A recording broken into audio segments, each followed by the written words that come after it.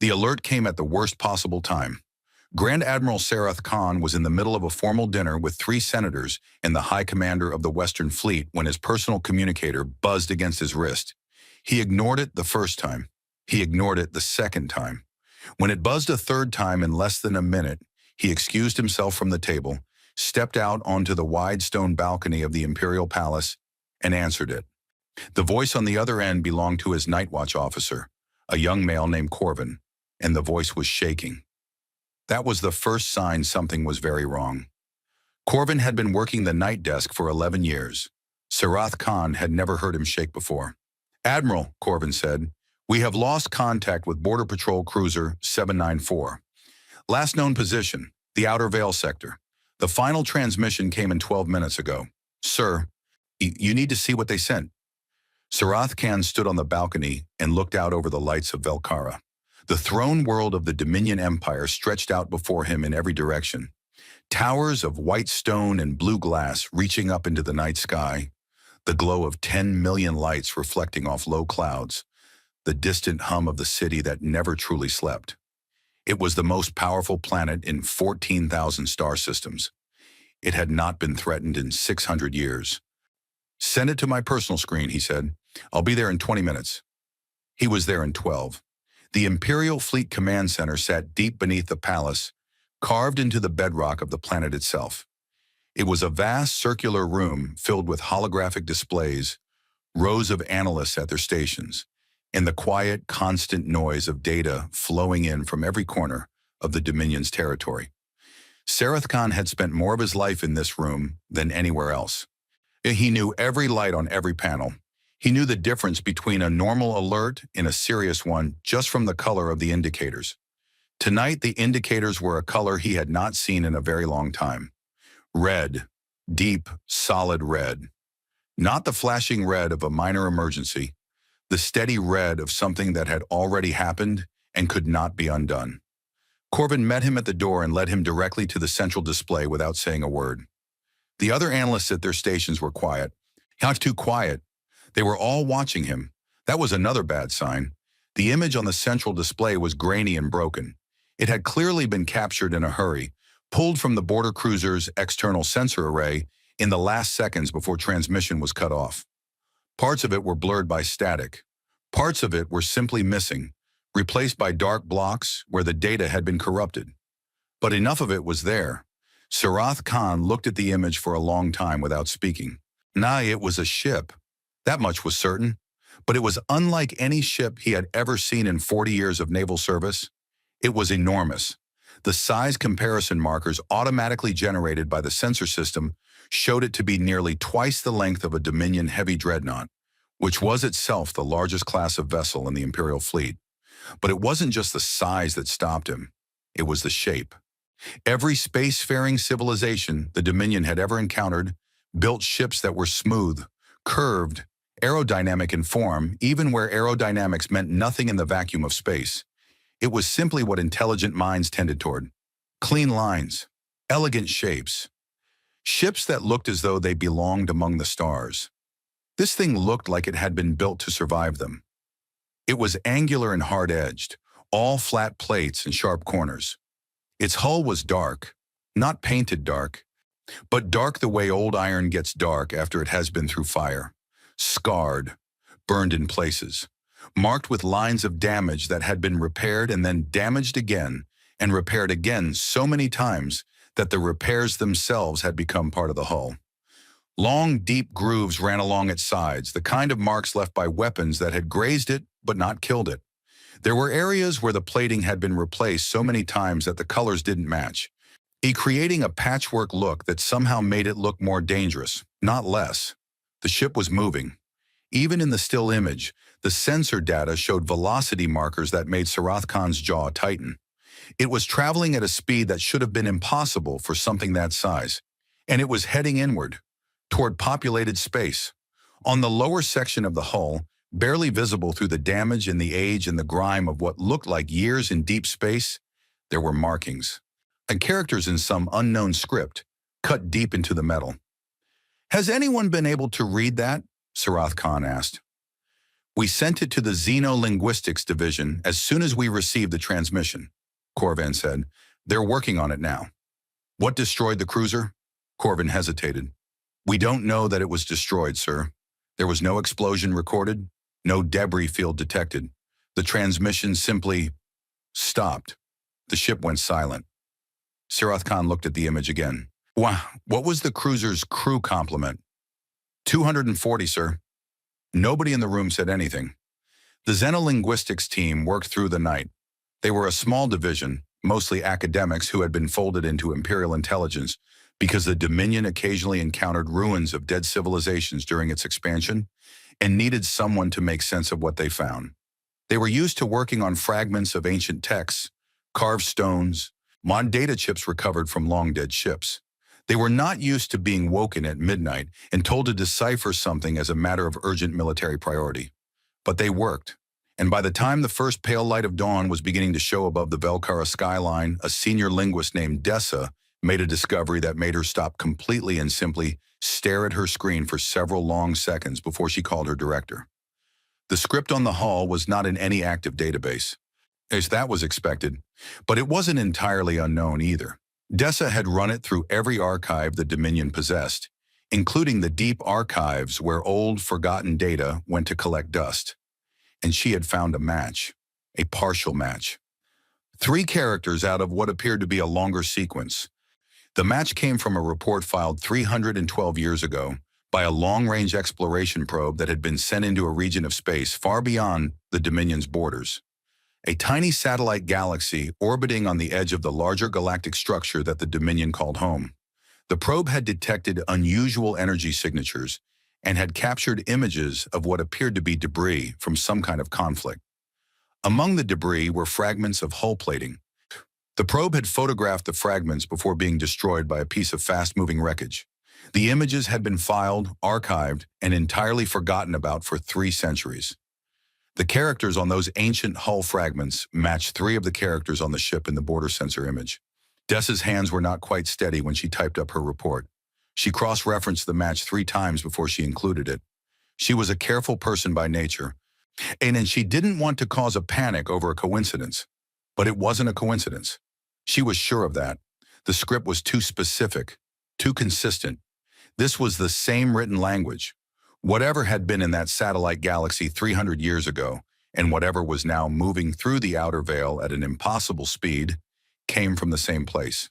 She flagged the single segment of text that her translation algorithms had been able to partially process. 4 characters, 1 partial word, YUNSC. She didn't know what it meant. Her algorithms didn't know what it meant, but it was a name or part of one, and now it had a face. A massive, scarred, fast-moving face that had just silenced a 240-person Border Patrol cruiser without leaving a debris field. She sent her report to the Admiral's office and went to make herself a cup of something hot because she suspected it was going to be a very long day. Sarath Khan read the report twice. Then he called in his senior staff. By mid-morning, the entire upper command of the Imperial fleet was gathered in the main briefing room beneath the palace. Maps covered every wall. The grainy image of the unknown vessel was displayed at the front of the room, enlarged and enhanced as much as the original data allowed. It didn't look any less alarming at a larger size. Sarath Khan stood at the head of the table and went through everything they knew, which was not much. Unknown vessel. Unknown origin. Satellite galaxy possibly, or something connected to one. Speed and size beyond current Dominion capability. Border cruiser silenced without debris. Moving toward populated space. Rate of travel suggested it would reach the first inhabited system in the Veil Corridor in approximately 3 days. Recommendations, he said. The room gave him several. They ranged from immediate diplomatic contact, proposed by exactly 1 person, a young intelligence officer named Vel, who everyone else in the room visibly disagreed with, to full military interception by the largest force they could assemble in the available time. The military option won. It wasn't even close. Sarath Khan authorized the deployment of Battle Group Harris, 40 warships including 6 heavy cruisers, 12 destroyer-class vessels, and the rest a mix of combat frigates and support craft. It was a serious force, It had pacified rebellious systems before. It had destroyed pirate fleets and broken the navies of civilizations that had made the mistake of challenging the Dominion. 40 ships against one. The math seemed reasonable. The math seemed, in fact, overwhelmingly in the Dominion's favor. Fleet Admiral Harris himself took command of the group. He was a hard man, experienced and decorated, and he had the confidence of someone who had never lost a major engagement. He reviewed the sensor image of the unknown vessel with the calm assessment of a professional and concluded that while the ship was large ships had weaknesses: targeting systems, power distribution nodes, engine sections. Every ship had them. His weapons officers would find them. He departed within hours, his 40 ships forming up around his flagship in perfect order, the pride of the Imperial fleet cutting through space toward the outer veil. The Dominion had a very long history. 6,000 years of recorded expansion, conquest, diplomacy, and war. In that time, it had encountered 43 distinct spacefaring civilizations. Of those, 31 had been absorbed into the Empire either through negotiation or force. 9 had been destroyed when they proved too difficult to absorb and too dangerous to leave alone.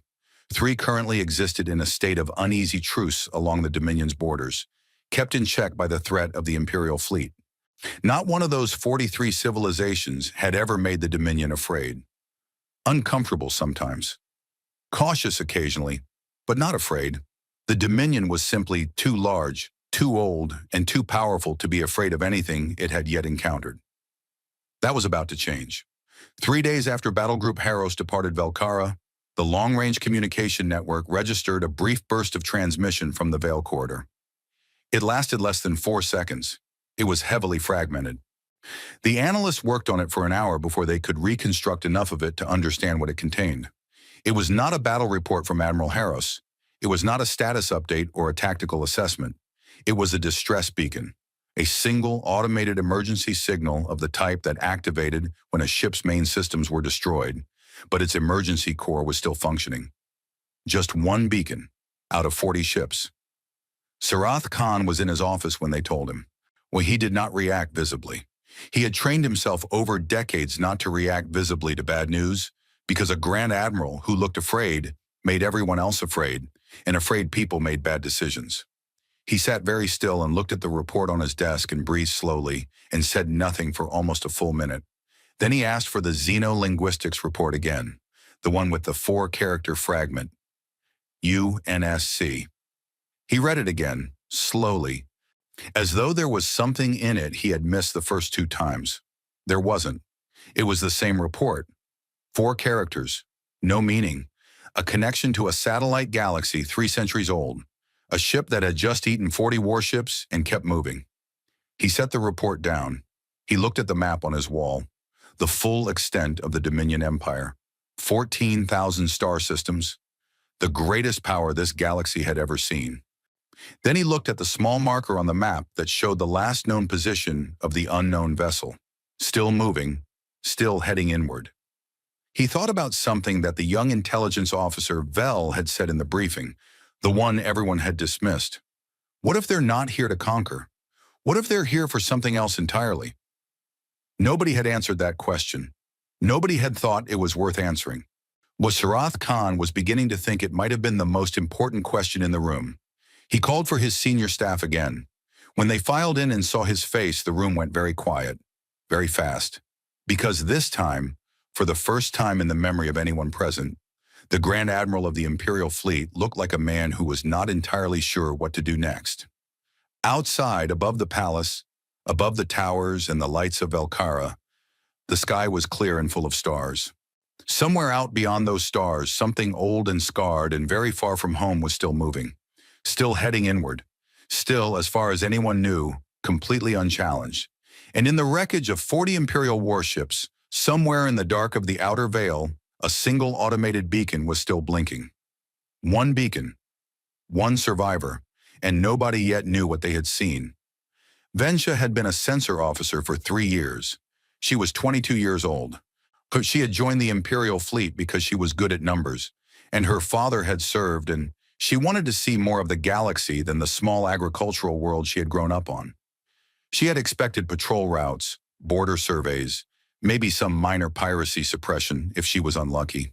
She had not expected this. She was floating in an escape pod roughly the size of a large closet. The pod had air for 72 hours, water for 48, and a single emergency transmitter that she had already activated. Through the pod's one small porthole, she could see the debris field that had, approximately 4 hours ago, been 40 of the most powerful warships in the Dominion Empire. She was trying very hard not to look at all of it. She was not entirely succeeding. The unknown ship was still out there. She could see it through the porthole when it passed within visual range. A dark, angular shape moving slowly now, almost carefully. Among the wreckage. It was not running. It had no reason to run. It had destroyed the entire battle group in less than 20 minutes, and it was simply drifting, as if it was taking stock of what had happened, or looking for something. Ventia had her recording equipment running. She had activated it the moment the battle started because she was a sensor officer and recording things was what she did. And also because some part of her had understood very quickly that what was happening was something that needed to be recorded, even if nobody ever retrieved the pod, even if the air ran out before anyone found her. The record needed to exist, so she watched, and she recorded, and she tried to understand what she was seeing. The battle, if it could be called that, had not started the way battles usually started. Battle Group Haros had found the unknown vessel exactly where the projection said it would be, crossing the midpoint of the Veil corridor at a steady pace. The ship had been easy to detect. It wasn't hiding. It wasn't even trying to hide. It was broadcasting something. A signal on multiple frequencies repeating on a regular cycle, the same pattern over and over. The fleet's communication analysts hadn't been able to decode it in the time available, but the pattern was clearly deliberate. It was clearly meant to be heard. Admiral Haros had been unmoved by the signal. He had his orders, and his orders were to stop the vessel before it reached inhabited space. He had arranged his 40 ships in a standard intercept formation, a wide net of warships designed to cut off any possible direction of escape, and had charged his weapons. In Ventia's station on one of the cruisers, she had watched the unknown vessel on her sensor screen and noted something that she hadn't reported. Because there had been no time, and also because she hadn't been sure what it meant. The unknown vessel had detected them almost immediately. Its course had not changed, its speed had not changed, and its broadcast signal, that repeating unknown pattern on multiple frequencies, had not changed either. It just kept broadcasting. Right up until the moment Admiral Haros gave the order to fire. The first salvo from 40 Dominion warships was, by any objective measure, tremendous. Plasma lances from the heavy cruisers hit the target with enough energy to melt a small moon. Mass driver rounds from the destroyer class punched through space at a fraction of the speed of light.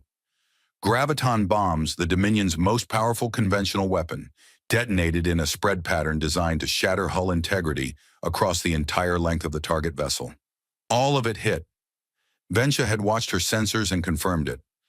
Every single weapon in that first salvo had connected with the unknown ship. The unknown ship had kept moving. Not unchanged, her sensors had registered impacts, heat blooms, stress readings along the hull.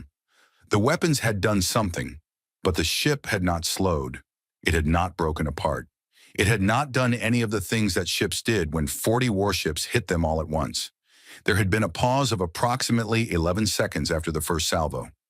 During those 11 seconds, the broadcast signal had stopped. Then the unknown ship had responded. Ventia did not have complete footage of what happened next, because her recording equipment had been partially damaged when the ship she was on took its first hit. But she had enough. She had the sensor data, which told its own story with cold, complete numbers. She had partial visual from the external cameras before they went dark. She had audio of the bridge crew until the moment the bridge was hit, which the unknown ship had not fired in a wide spread the way the Dominion fleet had. It had not tried to hit everything at once. It had picked targets, one at a time, with a precision that was almost uncomfortable to watch on the sensor display. Heavy cruisers first, the most powerful ships in the formation, the ones that posed the greatest threat. Then the destroyer class, then the frigates, methodical, efficient, not angry, not frantic, not the firing pattern of a crew panicking under attack. It was the firing pattern of a crew doing a job. The Dominion battle group had lasted 19 minutes and 40 seconds. When the last Dominion ship went dark, the unknown vessel had stopped firing immediately. Not gradually, not winding down. Immediately. Like turning off a light switch. The gun simply stopped, and the ship continued moving at the same steady pace it had maintained throughout. And the broadcast signal came back on. The same signal. The same repeating pattern. Like nothing had happened. Ventia was watching through her porthole when the unknown ship came close enough that she could see its hull details without the aid of instruments. She pressed herself against the porthole glass like a child looking into a window, because even terrified and alone, and very possibly about to die, she was a sensor officer, and she couldn't help herself. The ship was even bigger up close than the sensor readings had suggested. It filled most of her field of view. She could see the repair work she had noted in the pre-battle briefing images, the mismatched hull plates, the old damage that had been patched over and then damaged again. There were places on the hull where she could count at least 4 distinct layers of repair work, each one overlapping the last. This ship had been through things, many things, over a long time, and every time it had been damaged, someone had fixed it and sent it back out. She was trying to figure out the scale of one of the larger repair patches. It looked like it might be older than the Dominion's current dynasty, when something happened that made her breath catch completely. A port opened in the side of the ship, not a weapons port, something else, and a voice came out of it. Not through the emergency beacon's basic receiver, through the beacon's full communication system, which meant the ship had somehow identified the beacon's frequency and targeted it specifically. The voice was speaking in an unknown language. It was a recorded message, she realized. The same few seconds of speech, repeating on a cycle, the same way the broadcast signal had been repeating. A different message, though. This one was specifically directed at her pod's frequency. They knew she was there. Then, after the unknown language message had repeated 3 times, something else came through. A face. On the tiny screen of her emergency communicator, a face appeared. She almost dropped the communicator. It was unlike any face she had ever seen. The being had 2 eyes forward-facing, in a flat face with a protruding nose structure and a wide mouth. The skin was a pale brown color, and the face had lines in it, deep ones around the eyes and mouth, and the kind of lines that came from age and tiredness and spending a long time in places that were not kind to you. The hair, which grew directly from the top of the head in a way that Ventia found deeply strange, was gray and cut short. The being looked directly at the camera. Its expression was hard to read. Ventia had spent 3 years learning to read Dominion faces, and alien facial expressions were not something she had trained for. But she spent a long time looking at that face afterward, thinking about what she had seen. Later, she would decide that the expression was tired, and sad, and careful. The expression of someone who was working very hard to make sure the next thing they did was the right thing. The being spoke. The words were unknown. But then the message shifted. A different tone, a more mechanical quality. And what came through was not words but something else. A translation attempt. Rough, it clearly assembled from the fragments of Dominion language captured from the border cruiser and the battle group communications. Broken and incomplete, but structured with an obvious deliberate effort. We speak. No more fight. We are far from untranslatable. We are lost. We want talk. We want go home. Then the face again. The same tired, careful expression. And then one more word, alone, clearly considered the most important thing to convey. Please. The transmission ended. Ventia sat in the dark of her escape pod, surrounded by the debris of 40 warships, and stared at the blank screen of her communicator for a very long time. Then she did her job. She checked her recording equipment. She confirmed that everything, every second of the battle, every sensor reading, every piece of footage she had been captured and was intact. She packaged the entire record into the highest priority transmission format the emergency beacon could produce. She added her own voice record, speaking quickly and precisely, describing what she had seen in the ordered, factual way that a sensor officer reported data. She included the face. She included the translated message. She included the word at the end. Then she transmitted everything she had back toward Velkara, knowing it would take time to arrive, knowing she might not be alive to know if anyone received it, Shakin hoping very hard that whoever eventually read her report would pay attention to all of it. Not just the part about 40 destroyed warships, all of it. Inside the UNSC Adamantine Resolve, the mood was not celebratory. Captain Alara Voss stood at the central command console of the bridge and looked at the damage report on her screen without any visible expression. Around her, the crew moved with the quiet efficiency of people who had been through worse and knew how to keep working when things were bad. The bridge of the Resolve was a practical space, everything functional, nothing decorative, every surface designed to be useful rather than impressive. It looked like what it was, the working environment of a ship that had been deployed for a very long time. "Breach in Section 7 is sealed," said the damage control officer to her left. "When hull integrity at 83% overall, Reactor 2 is showing some fluctuation, but within acceptable range. We lost 3 external sensor arrays on the port side, minor casualties in the engineering section. Nothing life-threatening." Voss listened without interrupting. When the report was finished, she nodded once. "Get me a full list of what we expended," she said. "Mac rounds, Archer missiles, everything. I want the exact count." "Yes, come Captain." She turned to her communications officer. "The pod. Did we get a response?" "No verbal response, but it's still transmitting its beacon, so whoever is in there is still alive. We received confirmation that our message was received. The beacon's frequency changed slightly after our transmission, which means the occupant adjusted it manually. They heard us." Voss nodded again. She walked to the side of the bridge where the observation windows gave a view of the space outside, where the debris field was visible, pieces of the ships they had just destroyed, tumbling slowly in the dark. She stood there for a moment and looked at it. Her senior staff watched her and said nothing. They knew her well enough to give her this moment. She had not wanted to fight. She had broadcasts on every frequency they had managed to identify from the intercepted communications of the incoming fleet. She had broadcast for the entire time it took the fleet to approach, and she had kept broadcasting right up until the moment the first weapons hit. She had given them every chance she could. She had done what she always did, everything possible to avoid the fight before accepting that the fight was unavoidable. But unavoidable was still unavoidable. And here they were. She turned back to the bridge. "Navigator, where are we?" The navigator, a young man named Obi, who had been running calculations almost continuously for 2 years, pulled up the stellar map. "Best current estimate, Captain. Approximately 2.3 million light-years from home. We're in a separate galaxy from ours. Smaller than the Milky Way, but old. Very old." He paused.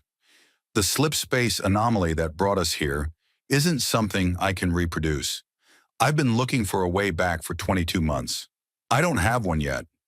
Are you still looking?" "Every day, Captain." "Good. Keep looking." She moved back to the center of the bridge. "Senior staff meeting in 10 minutes. We need to talk about where we go from here. Someone in this galaxy has to be willing to sit down and talk. We just have to find them." She said it simply, as a fact, the way she said most things. Not hopefully, not dramatically, just as a conclusion she had reached and was now working from. Her first officer, a tall man named Riku, who had served with her for 11 years, fell into step beside her as she moved toward the briefing room. "They outnumbered us 40-1, he said quietly. "They did," she agreed, "and they still lost." "Yes." Riku was quiet for a moment. "Do you think they'll send more?" Voss glanced at him. "I think they'll send a lot more," she said, "which is why we need to be talking to someone with authority before the next fleet arrives." She pushed open the door to the briefing room. "Because I genuinely do not want to do that again." She sat down at the head of the table and pulled up the star charts on the room's display. Outside, and in the dark of the Veil corridor, the debris continued to drift. And in a small pod somewhere in that debris, a young sensor officer with shaking hands was sending everything she had seen back to the most powerful empire in the galaxy. Sarath Khan would receive that report in approximately 18 hours. He would read it 4 times, and the word at the end, the single translated word, would stay with him longer than anything else in it. Please, not a threat, not a declaration, not the word of a conqueror, just a very tired crew, a very long way from home, asking for a chance to talk. He just wasn't sure yet if the Empire was going to give it to them. The Imperial Senate of the Dominion had not seen a session like this in 400 years. The chamber itself was built to impress. That was the honest truth of it, though no one in official Dominion history had ever written it down that way. The ceiling rose so high above the floor that the upper galleries were sometimes lost in natural mist on humid days. The seats curved in a great arc around the central speaking floor, tiered so that every senator could see every other senator, and the speaker, standing at the center, could see all of them. The walls were carved from white stone that had been quarried on a moon that no longer existed, destroyed long ago in a weapons test. The whole room said, in the language of architecture, that the people who built this and sat in these chairs were the most powerful beings in the known universe and had been for a very long time. Today, those people looked frightened, not all of them. Fear expressed itself differently in different individuals, and there were senators in those carved stone seats who showed their fear as anger, and senators who showed it as denial, and senators who didn't show it at all, but sat very still and very pale and contributed nothing. But the fear was there. Adventure's report had been classified at the highest level, but in the Dominion Empire, as in every large political structure that had ever existed anywhere, classified information had a way of becoming widely known very quickly among the people who mattered. 40 warships gone in 20 minutes.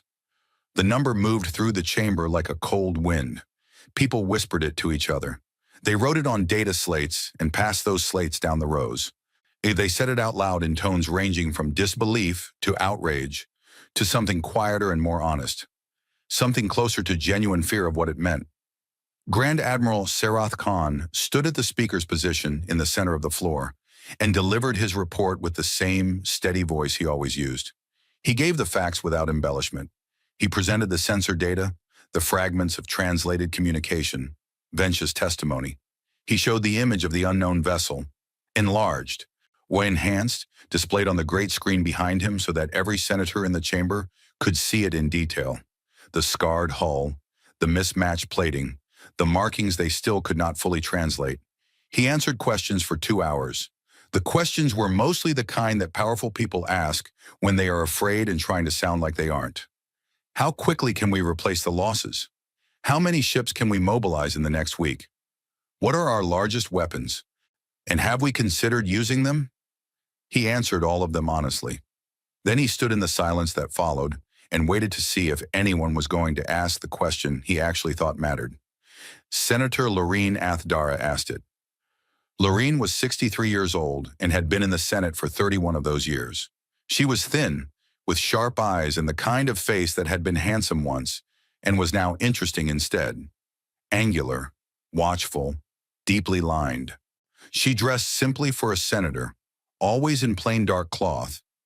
No ceremonial decorations except the small silver pin of her home district that she wore on her left shoulder. She was not popular in the Senate.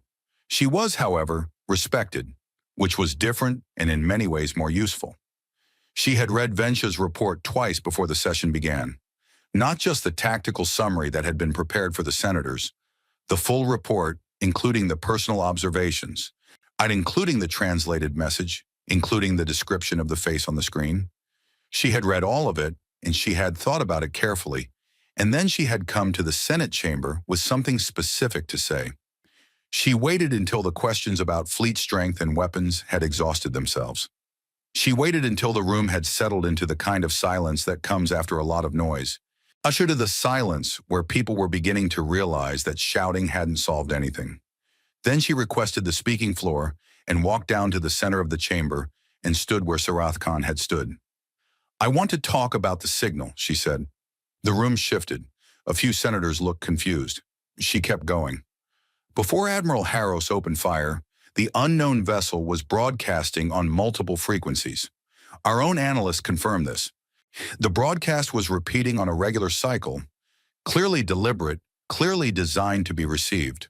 We could not translate it at the time, but given what we have now learned about the fragments of this civilization's language, our xenolinguistics team has been working on it. She paused. Admiral Sarath Khan, has that translation been completed? Sarath Khan, standing to one side of the floor now, nodded slowly. It was completed this morning, he said. I was planning to include it in the supplementary report. What does it say? Another pause. Sarath Khan looked at the chamber for a moment, all those watching faces, and then he said it plainly.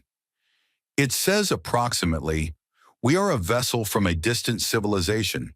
We have traveled a great distance and are far from home. We have no hostile intent. We would like to communicate peacefully. Please respond. The chamber was very quiet. Please respond, Lorraine repeated. She let it sit in the air for a moment. They were asking to talk. Before we fired a single shot, they were asking to talk. In fact, they were asking to talk the entire time Admiral Harris was arranging his battle formation. They kept asking, right up until the moment our weapons hit them. She looked around the chamber slowly. And then, only then, they fought back. They destroyed 40 ships, someone shouted from the upper gallery. Lorraine didn't look up toward the voice. Yes, she said. After we shot at them first, after they spent, according to the sensor data, approximately 40 minutes broadcasting a request for peaceful communication that we chose to ignore. I am not saying they are not dangerous. They clearly are. I am saying that when you look at the sequence of events honestly, which I am asking this chamber to do, the picture looks somewhat different than a simple act of aggression. The murmuring in the chamber grew louder. She raised her voice slightly. I want to ask this body a question, a serious one, not about military strength or fleet numbers, a different kind of question. She moved to the display screen and brought up the image of the adamantine resolve, the battered hull, the scars, the mismatched plating. Look at this ship. Look at it carefully. Our analysts estimate it has been traveling for a significant period.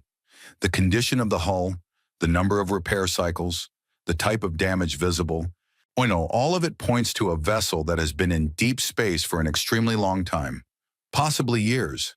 She turned back to the chamber. This is not a scouting vessel ahead of an invasion fleet. This is not a warship positioned at the edge of our territory as a show of strength. This is a ship that is lost. We know this because they said so, in broken, barely translated words, to the occupant of an escape pod floating in the wreckage of 40 of our vessels. They said, we are lost. We want to go home, please.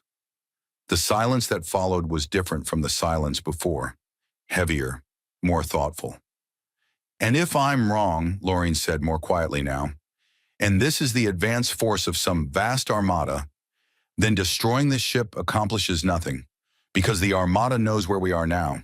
They know because this ship was here and fought us and was never heard from again. The message that sends is not, the Dominion is too powerful to attack. The message is, the Dominion destroys everything it encounters without asking questions first. She paused. If there is a civilization behind this vessel, one capable of building and deploying something like it, do we want them coming here with war in mind? Or would we prefer to know they came here once and left peacefully? She stepped back from the display. I am asking for a vote to suspend the military response and attempt formal communication with the unknown vessel. The vote failed. Not by a wide margin, but it failed. 41 senators to 37, with 9 abstentions. The chamber's fear was simply greater than its caution. Too many senators thought like soldiers rather than diplomats, and too many of those who might have voted differently were too afraid of the emperor to do it.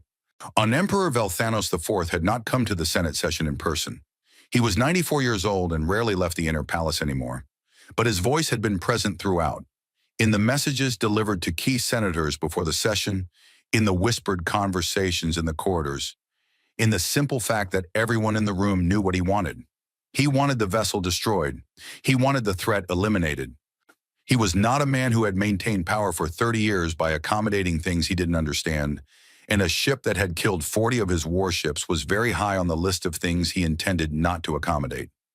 3 full battle groups were authorized, 300 ships drawn from multiple sectors converging on the Vale Corridor. the largest single military deployment the Dominion had made in 2 centuries. Lorene walked out of the chamber after the vote with Senator Velshaw, the young intelligence officer who had attended the session as an observer, at her side. They walked in silence for a moment through the wide stone corridor outside the chamber doors. "They're making a mistake," Velshaw said. "Yes," Lorene agreed. "What do we do?" Lorene looked at him sideways. He was young, 26, maybe 27, smart, careful, as to the kind of person the intelligence service attracted. People who were good at looking at information and drawing honest conclusions, even when the honest conclusion was uncomfortable. "We wait," she said, "and we make sure that when the mistake becomes obvious to everyone else, we're ready with an alternative." Velshaw was quiet for a moment. "Do you think the vessel will survive 300 ships?" Lorene thought about the image of the unknown ship, the scars, the repairs, the number of times it had clearly been through something terrible and come out the other side still moving. She thought about the message Vensha had sent, the tired face on the screen, the broken translated words, the single word at the end. "I think," she said carefully, "that whatever is on that ship has survived things we cannot imagine. I think it survived getting here somehow, which by our own navigator's assessment should be impossible. Or I think it survived 40 of our warships." She paused. "Whether it can survive 300, I genuinely don't know. But I know that even if it can't, even if we destroy it, we will have gained nothing, only made the situation worse." They reached the end of the corridor. Below the palace windows, Velkara went about its business, millions of lives flowing through their daily rhythms, completely unaware of what was being decided above them. "The Emperor is afraid," Velshaw said. Of course he is," Lorene said. "He has been afraid for 30 years. Fear is how he governs. The problem is that fear is a very poor strategy for this particular situation." She looked out the window at the city. "Find me everything you can about the occupant of that escape pod. The sensor officer, Vensha." Velshaw looked at her. "Why?" "Because she saw the face on the screen," Lorene said, "and she included a personal observation in her report that nobody else seems to have noticed. And because everyone was too busy counting destroyed warships." She turned away from the window. "She said the being looked sad, not aggressive, not triumphant, sad. And then it said, 'Please.'" She met Velshaw's eyes. "I want to talk to her. Before the 300 ships arrive at the Vale, I want to know exactly what she saw." Meanwhile, 300 warships were already moving. Fleet Admiral Drathvor commanded the combined battle group from his flagship, the Velkara's Judgment, and the largest warship in the Imperial fleet. It was nearly a kilometer long and carried weapons that could crack a moon. Drathvor had commanded it for 8 years, and in those 8 years it had never fired in anger because nothing had ever required it to. He was a careful man, methodical. He had read the report on Battle Group Harris's destruction 3 times, and he had spent considerable time studying every piece of data available on the unknown vessel. Its speed, its weapons, its apparent hull strength, the way it had selected targets during the engagement. He respected what he was looking at. He did not underestimate it. But 300 ships was not 40 ships, and Drathvor was not the kind of commander who made the same mistake twice, or in this case, made the same mistake that someone else had already made once. His orders were clear. Find the vessel. Destroy it. He sat at his command station as his fleet moved through space and thought about the one detail that had bothered him since he first read the engagement report. The way the unknown ship had stopped firing the moment the last Dominion warship went dark. Immediately, like a switch. A ship fighting for survival didn't stop like that.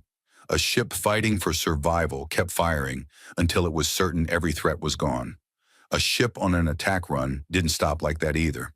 A ship on an attack run pressed its advantage.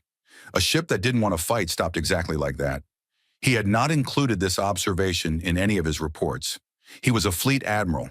His job was to follow his orders, not to analyze the psychology of alien vessels. And his orders were very clear. He looked at the star maps showing the Vale corridor and the last known position of the unknown ship. 3 days at current speed. He told himself he was ready for whatever he would find. He almost believed it. The adamantine resolve detected the incoming fleet 6 hours before it arrived.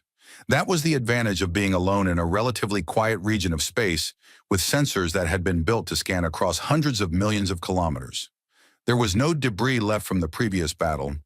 The Resolve's crew had spent the days since the engagement doing what they always did after a fight, which was clean up, repair what could be repaired, and take stock of where things stood.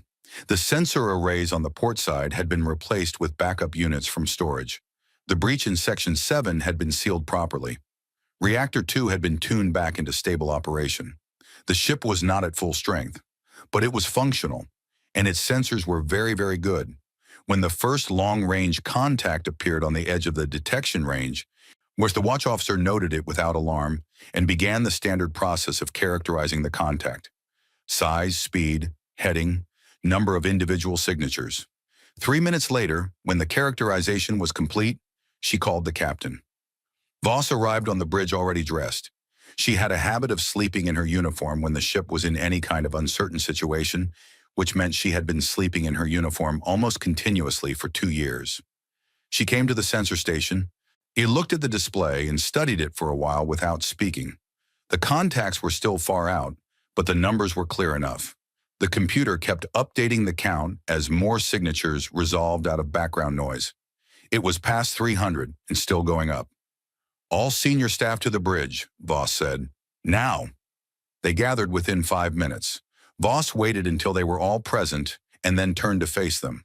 And these were people she had served with for years, in some cases more than a decade. She trusted them completely. They trusted her. That trust had been built over a long time and through a lot of difficult situations, and it was part of why the Resolve's crew functioned the way they did. Quietly, efficiently, without panic, even when panic was entirely reasonable. This was a moment when panic was entirely reasonable. She told them what the sensors showed. So she told them the estimated arrival time. She told them the size of the force. She watched their faces as she spoke and saw what she expected. Not panic, but a tightening, a stillness. The look of people doing rapid calculations and not finding comfortable answers.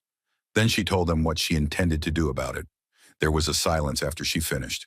Her first officer, Riku, spoke first. "You want to hold position?" "Yes." "And power down weapons?"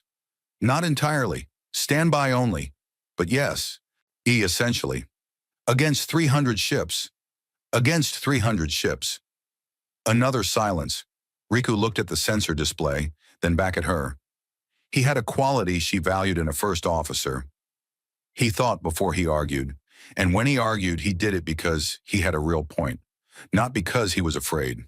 "We have the MAC rounds and missiles for maybe one more engagement at the scale of the last one," he said. "Maybe. And after that, we're down to point defense and maneuvering." "I know. So if this doesn't work, we fight," she said, "and we probably lose. But we've known for a while that going home wasn't going to be easy. Dying in a fight with 300 alien warships is not outside the range of what I considered when we accepted this posting." She looked around at all of them. "What I'm not willing to do is start a fight when I don't have to. We tried talking before. They didn't let us. We're going to try again." She paused. "Any objections?" There were none. There was some unhappiness in the room, but nobody objected. They were professionals, and she was their captain. And more than that, they knew she was right. Every one of them had been thinking the same thing she had, that the last fight had not been what any of them wanted, and that doing it again on a scale 7 times larger would be something a lot of them might not walk away from. "Honey, good, me," she said.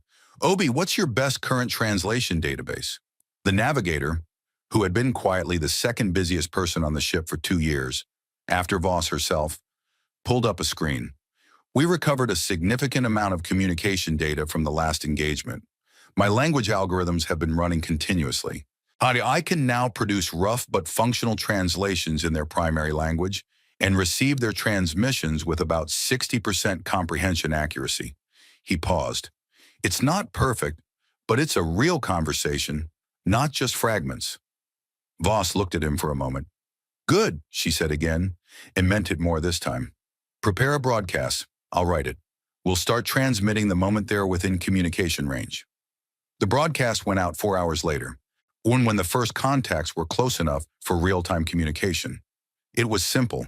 Voss had written it herself, with Obi's help on the translation, and she had gone through 6 drafts before she was satisfied. She wanted it to be clear without being weak, honest without being frightening. She wanted whoever received it to understand exactly what they were dealing with. Not a vessel that was begging for mercy, and not a vessel that was threatening them, but a vessel that was making a reasonable choice and explaining why. It said, "This is the UNSC Adamantine Resolve. We know you are coming. We have detected your fleet. We are not running. We are not preparing to fire. We have powered our weapons to minimum standby level only. We are holding our position. We came to this region by accident. We are far from our home, farther than we can easily explain. And we have been searching for a way back for nearly 2 years. We have no territory here. We have no claim here. We want nothing from you except the chance to speak, and if possible, your help in finding our way home. We fought the last fleet because they fired on us first, after we had spent 40 minutes asking to communicate peacefully. We did not enjoy it. We do not want to fight again. We are one ship, one crew.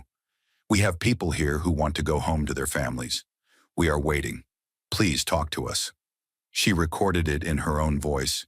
Itra and Obi ran it through the translation software, so it played in the Dominion language. Then they broadcast it on every frequency they had, repeating on a 10-minute cycle, and they held their position and waited. The ship sat still in space.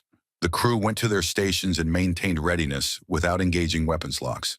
In the mess hall, people ate quietly and spoke in low voices. In engineering, the team ran continuous checks on the reactor, only making sure everything was as stable as possible. In the small medical bay, the ship's doctor inventoried supplies with the calm efficiency of someone who was preparing for possibilities they were choosing not to name out loud. In the navigation room, Obi sat at his station and ran calculations that he had been running for 22 months. He ran them because the captain had told him to keep looking, and he was the kind of person who did what he was told when the person telling him had earned his trust completely. He ran them also because the alternative, accepting that they would never find a way home, was not something he was prepared to accept. Not yet. Maybe not ever. On the bridge, Voss sat in her command chair and drank coffee and watched the contacts on her sensor display move closer. Fleet Admiral Drath Vor received the broadcast when his fleet was still 2 hours out. He was at his command station when it came through, translated imperfect in places, but clear enough in its meaning. He listened to it twice. Then he sat very still for a moment, which was something his bridge crew recognized as the Admiral doing serious thinking and knew not to interrupt. He pulled up the data on the Battle Group Harris engagement. He had read it many times before, but he looked at the specific timeline again. The broadcast that had been going out before the fight, to the 40 minutes of attempted communication that Harris had chosen to ignore, the way the firing had stopped immediately when the last Dominion ship was disabled. He put that alongside the sensor reading now coming in from the Resolve's current position. Stationary, weapons on minimum standby, exactly as the broadcast claimed. A ship that was preparing to fight 300 vessels did not power down its weapons. It charged everything it had and tried to pick the most advantageous moment to strike. It definitely did not sit still and broadcast its position and ask to talk. He called his senior staff to the briefing room, which was unusual because senior staff briefings were typically held before engagements, not 2 hours out from them. He showed them the broadcasts. He showed them the sensor readings. He asked for assessments. The assessments were mixed. His weapons officer thought it was a trick. A way of buying time, perhaps, or of drawing the fleet into a specific formation. His intelligence officer thought the broadcast was genuine, but that it didn't matter, because their orders were clear. His second in command, a veteran named Korath, said nothing for a long time and then said, "Admiral, we have 300 ships and they have 1. If this is a trick, we have more than enough strength to handle whatever they do. If it's not a trick, on our end we fire anyway. We will have destroyed a vessel that was asking to talk, after they already asked to talk once before, and we sent 40 ships to shoot at them instead of answering." Korath paused. "I'm not sure which of those possibilities concerns me more." Drathvor dismissed the briefing and went back to his station. The fleet arrived at the Resolve's position and spread out in a vast encircling formation. 300 warships forming a complete sphere around the single human vessel. On every weapon system charged, every targeting computer locked and waiting. It was an overwhelming display of force. It was, by any military measurement, an arrangement of power that should have ended any thought of resistance before it began. The adamantine resolve sat in the center of the sphere and did nothing. It didn't move. It didn't charge weapons. It continued broadcasting its message on repeat, and it waited. Drathvor looked at it on his main display for a long time. One, he thought about his orders. They were very clear. Find the vessel. Destroy it. He thought about the detail that had bothered him from the beginning, the way the weapons had stopped the moment the last Harris ship went dark. A switch being turned off. He thought about Korath's words in the briefing room. He thought about the word his intelligence officer had shown him, translated from the message that had been sent to the escape pod survivor. A single word, the last one in the message. That he had looked at the original recording of that communication. Something very few people had seen. He had watched the alien face on the screen, the tired eyes, the careful expression. Please. He pressed the communicator on his console. Open a channels, he said. All frequencies, translation active. He paused. And record everything. There was a brief silence on the bridge. His communications officer looked up at him for just a moment, not questioning, just noting, and then activated the system. Channel open, Admiral. Drathvor looked at the image of the single ship on his display, a battered, scarred, ancient-looking vessel surrounded by 300 of the finest warships in the Dominion. It looked, in an odd way, like a very old animal that had wandered into a place it didn't belong and was simply standing its ground with a dignity it had no right to have. He found that he did not want to fire at it. He found that, more than almost anything he could remember, he did not want to be the person who gave that order. This is Fleet Admiral Drathvor of the Imperial Dominion, he said, and his voice came out steady and careful, the way he spoke when he meant every word. I have received your transmission. I have read the record of your previous communication with our forces. He paused.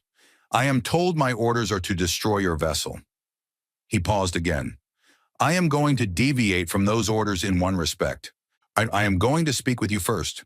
He waited for the transmission delay to carry his words and for the reply to come back. Tell me about yourself. Tell me where you are from. Tell me honestly what you are doing here. I am listening. The resolve was quiet for the 7 seconds it took the signal to travel and come back. Then a voice came through the channel, a human voice, translated into Dominion language by a system that had clearly been assembled with great effort from limited data. The voice was rough and tired, and something in the cadence of it, even translated, even filtered through an alien translation algorithm, carried a quality that Drathvor recognized from a lifetime of listening to soldiers. It was honesty, plain, uncomplicated honesty. The voice of someone who was simply too tired to be anything other than direct. My name is Captain Alara Voss, the voice said. We come from a galaxy called the Milky Way, which is approximately 2.3 million light-years from here. We entered a spatial anomaly that brought us here by accident 22 months ago, and we have been looking for a way home ever since. A pause. We are a crew of 263 people. We have scientists, engineers, soldiers, a medical team, and a navigator who has not slept a full night in almost 2 years trying to find a way back. Another pause, shorter this time. We have not come here to harm anyone. We do not want your territory. We do not understand your politics, and we have no interest in your wars. We want navigational data that might help us find a slip space anomaly that leads back toward our own galaxy. And then we want to go home. The bridge of the Velkara's judgment was completely silent. I understand you have 300 warships surrounding us, Voss continued. I understand those ships have orders to destroy us. I am asking you personally to consider an alternative. A long pause. My crew has families, children, some of them. Parents waiting at home not knowing what happened to us. Her voice didn't change. It stayed steady, professional. But the weight behind the words was impossible to miss. We just want to go home, Admiral. That is the beginning and the end of it. We want to go home. The signal went quiet. Drathvor sat at his command station and said nothing for 30 seconds. Then he said, Keep the channel open. Much I'll respond shortly. He stood up. He walked to the observation window on the side of his bridge and looked out at the encircled ship. That small, scarred, stubborn shape in the middle of 300 warships, sitting perfectly still, waiting. 263 people, children back home, a navigator who hadn't slept properly in almost 2 years. He thought about his own family on Velcara, his daughter who was 14 and wanted to join the fleet when she grew up, his wife, who complained that he was never home enough. He thought about what it meant to be lost, not temporarily, not inconveniently, but genuinely, profoundly, impossibly lost.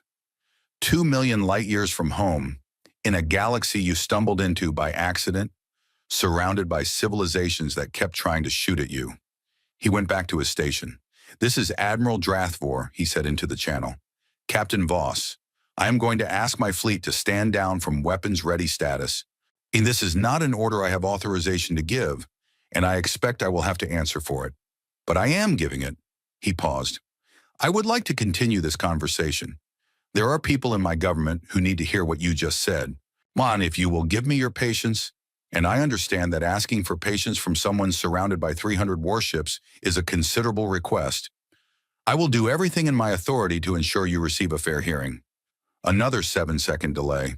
Then Voss's voice came back, still steady, still tired, but something in it had shifted, just slightly, just enough to hear if you were listening carefully. "Thank you, Admiral," she said. "Go, we're not going anywhere." The order came from the Imperial Palace within 4 hours. Fleet Admiral Drathvor was to resume his original orders immediately. The vessel was to be destroyed. Any further delay was considered an act of insubordination, and Drathvor was informed that a relief commander was being dispatched to take his place if he refused to comply. Drathvor read the order. He set it aside on his console. Then he went back to his conversation with Captain Voss. They had been talking for 4 hours by then.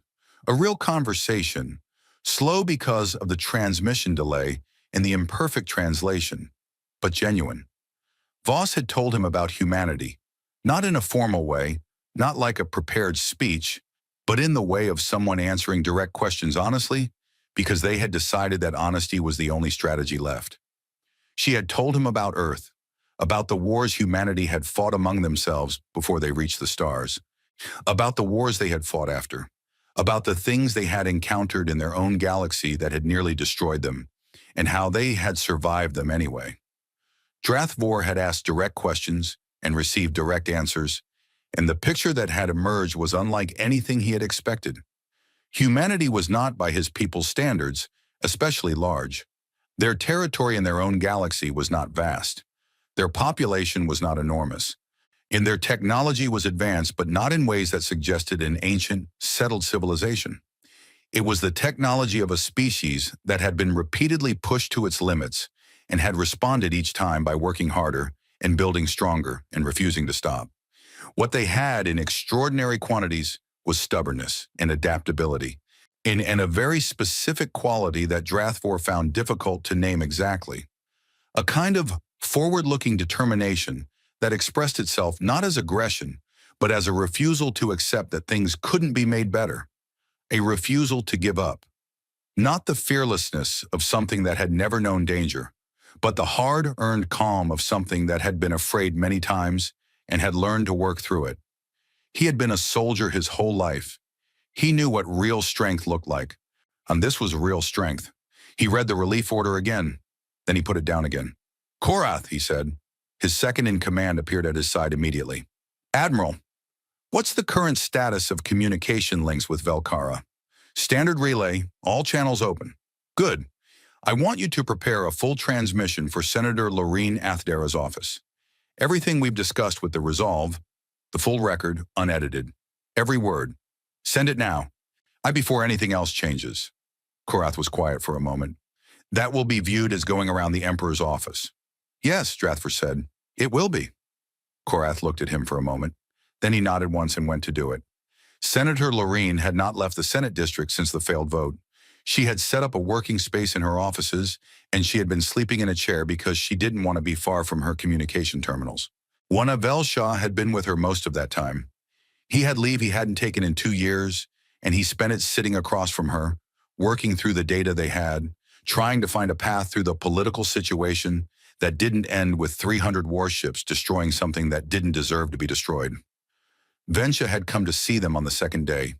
The young censor officer had been debriefed by military intelligence for 14 hours following her rescue, and she had been placed on administrative leave, not quite punishment, but clearly not trust either.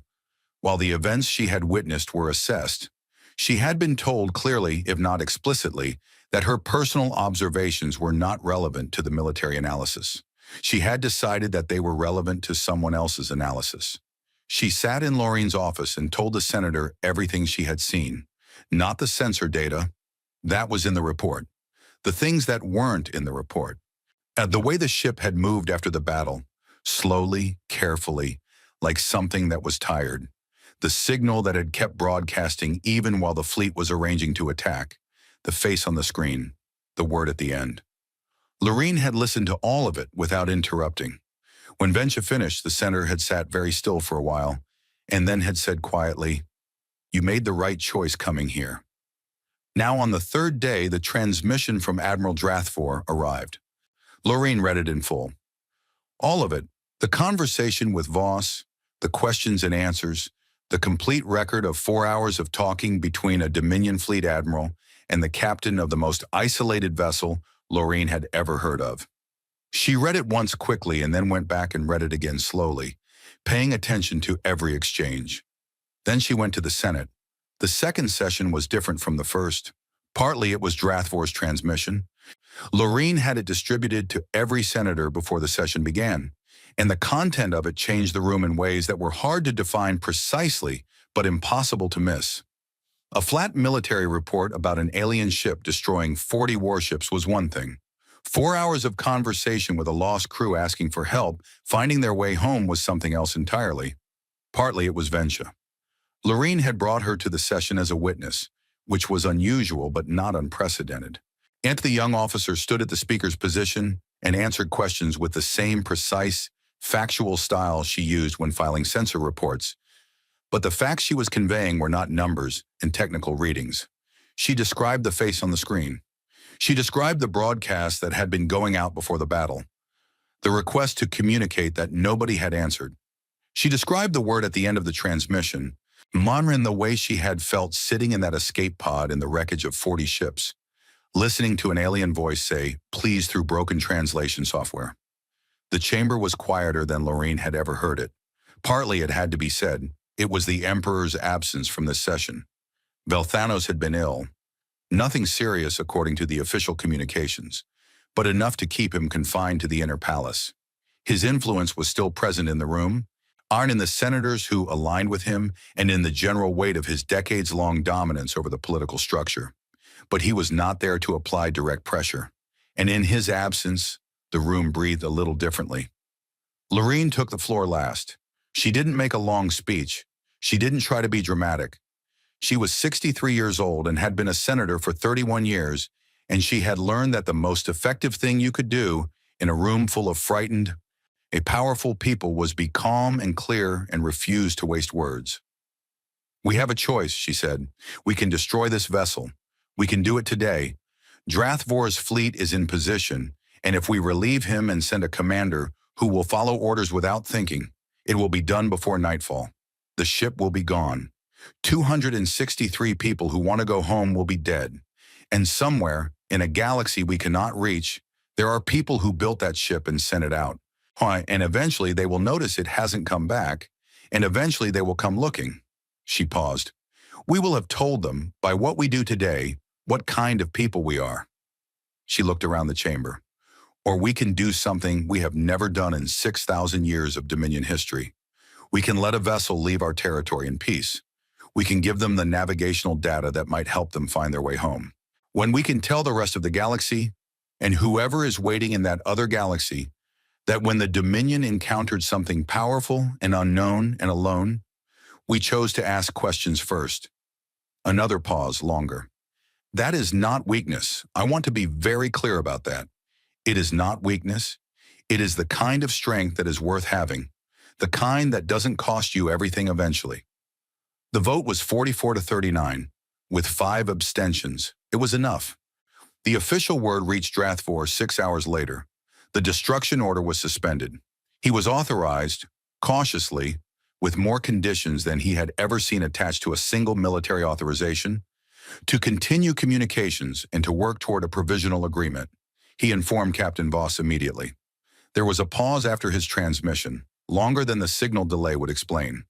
When her voice came back, it was still professional, still composed.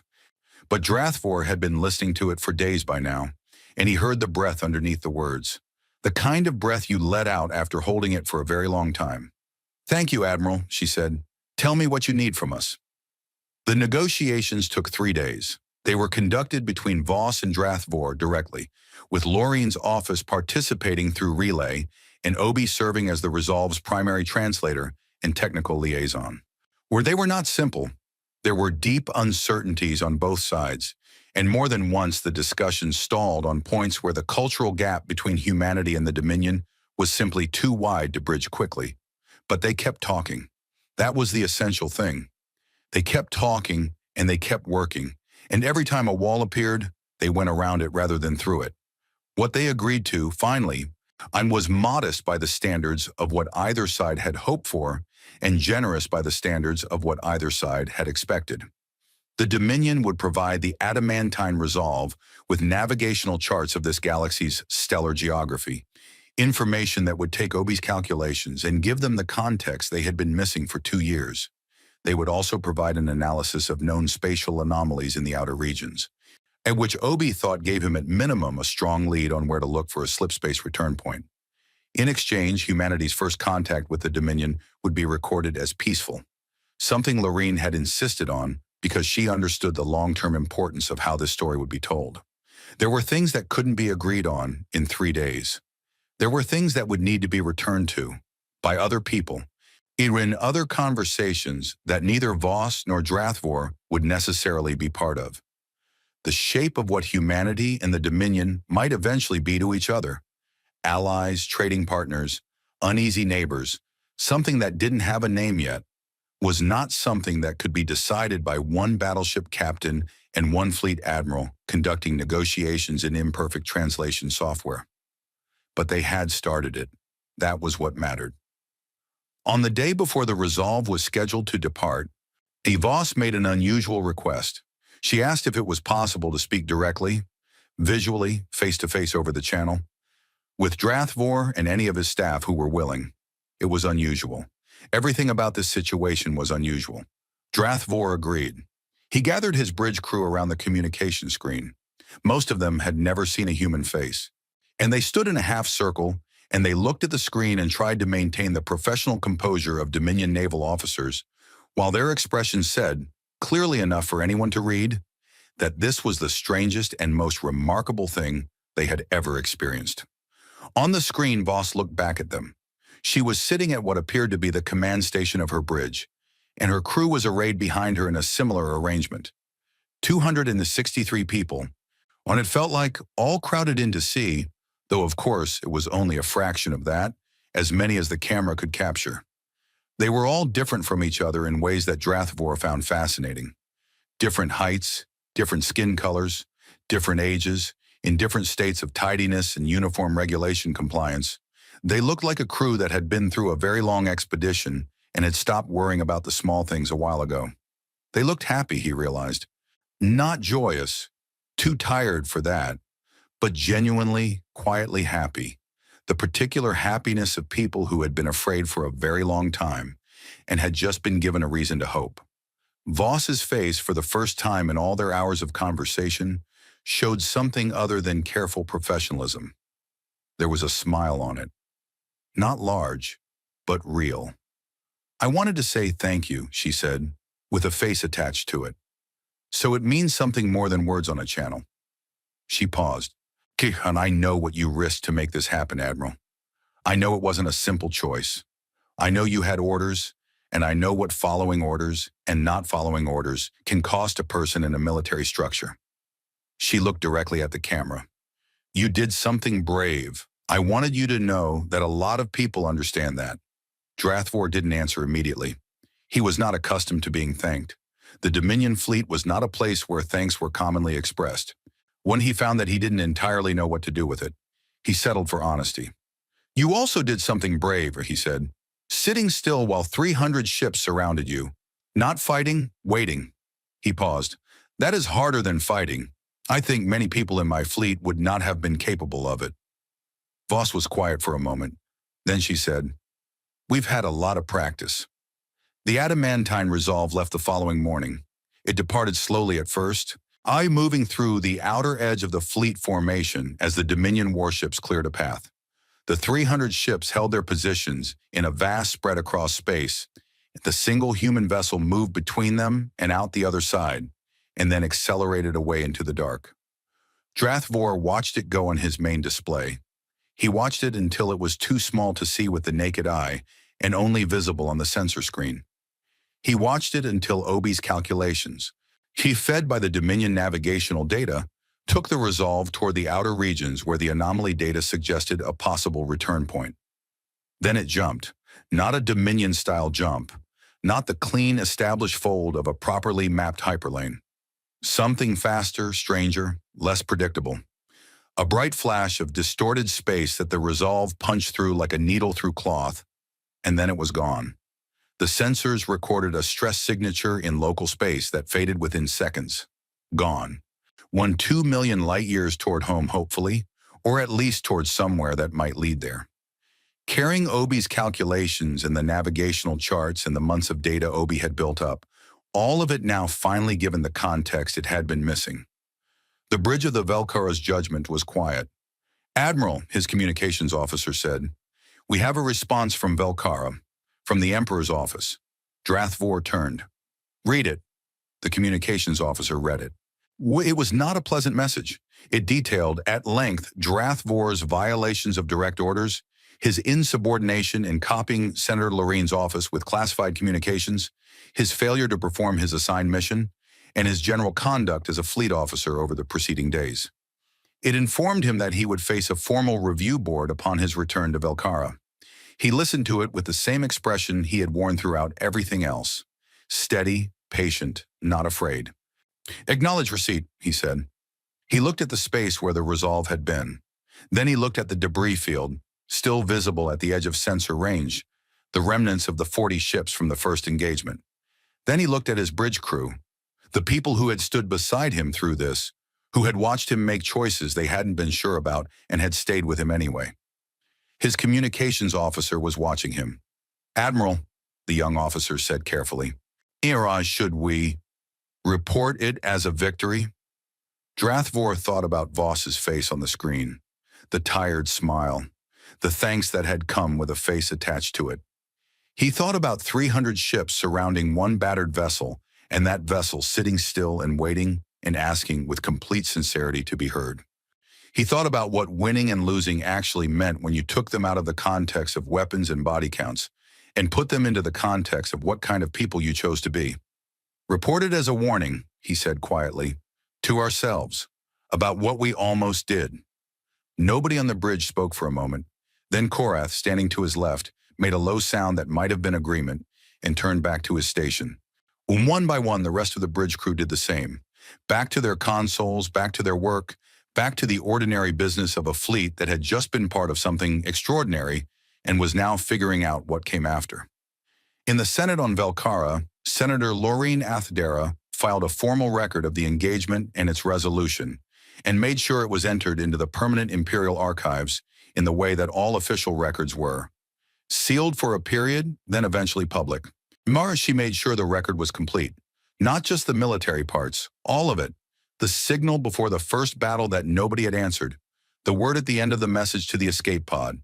The 4 hours of conversation between an admiral and a captain who were trying very hard to understand each other. She wanted it in the record because she understood something that the Emperor and the military hawks and the frightened senators did not yet fully understand. That something had happened here that was bigger than a battle or a political decision. That somewhere out in a galaxy they couldn't reach, there were people who had sent a ship so far from home that finding the way back had taken years of work and hope and refusal to give up. That when those people had been surrounded and outgunned and given every reason in the world to fight, they had chosen to sit still and wait and ask, in broken translation software, for a chance to be heard. And eventually someone had listened. She wanted that in the record because she believed, she genuinely, deeply believed, that it was going to matter. Not just now, later, years from now, decades from now, when other choices had to be made and other meetings had to happen. She wanted someone in the future to be able to look back at this moment and see what had been possible and what had been chosen. She filed the record and went to the window and looked out at Velcara, the towers and the lights in the city that never truly slept. Above it, the sky was full of stars. Among those stars, impossibly far away, 263 people were going home. She thought that was worth knowing about. She thought that was worth remembering. Somewhere in the dark between galaxies, the adamantine resolve was running hard. Captain Ilara Voss sat in her command chair with a fresh cup of coffee and watched the stars move on the main screen. Different stars than the ones she had grown up watching, different stars than the ones she had navigated by for her entire career, but stars nonetheless. The universe was full of them.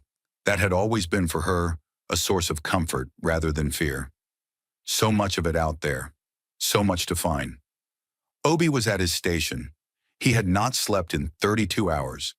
He had the Dominion navigational chart spread across 3 screens and his own calculations on a 4th, and he was working through them with the focused, rapid energy of someone who had been given a key to a lock they had been staring at for almost 2 years.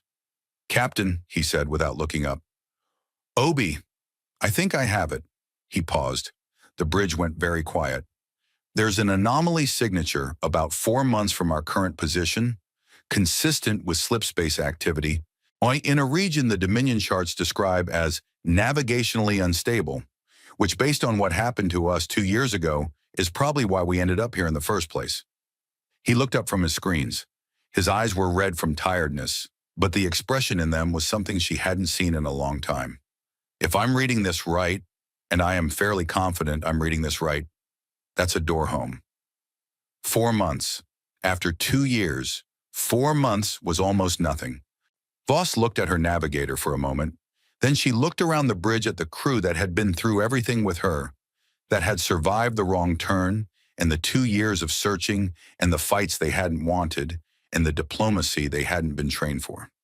She looked at all of them, and they looked back at her, and nobody said anything, because there wasn't anything to say that felt equal to the moment. She turned back to the front. "Set course," she said. And the adamantine resolve ran on, through the dark, toward home,